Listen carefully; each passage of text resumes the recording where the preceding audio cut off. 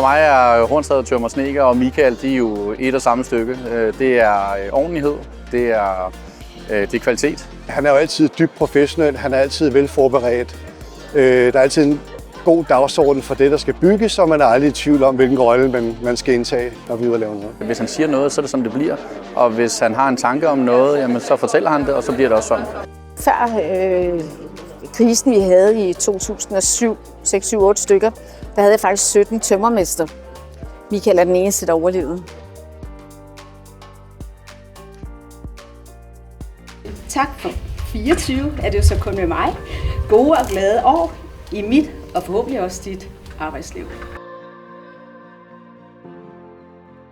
Hvis jeg skulle beskrive Michael med 3 ord, så er anstændighed en af det første, der kommer. Ordentlighed.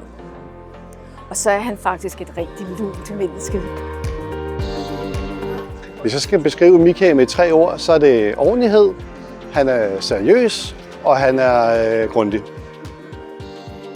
Jeg er mægtig stolt af den måde, at jeg jo står og kigger ind i en virksomhed, der jo i øjeblikket er et væld i medierne omkring det her med, at man skal behandle sine lærlinge ordentligt, og der skal være et ordentligt arbejdsmiljø for alle. Og det ved jeg ligger der meget på sinde, at alle skal have det godt i virksomheden.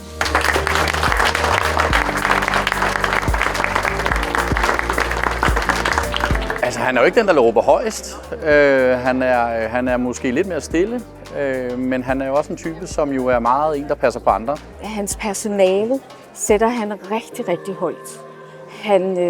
Han vil ikke gå på kompromis med sikkerhed. Det er jo også kvad det, at han også er brandmand ved siden af og er førstehjælper og sådan noget. Men det er sikkerheden, han er en meget respekteret fyr, der kommer ud og ordentlig, og han er anstændig. Du får en ordentlighed, så om det er tømmeren eller om det er redderen Michael, så får du bare, så får du det, du møder. Der er ikke noget bagved, der er ikke noget, som ikke er stået nogen steder, og Michael er bare Michael.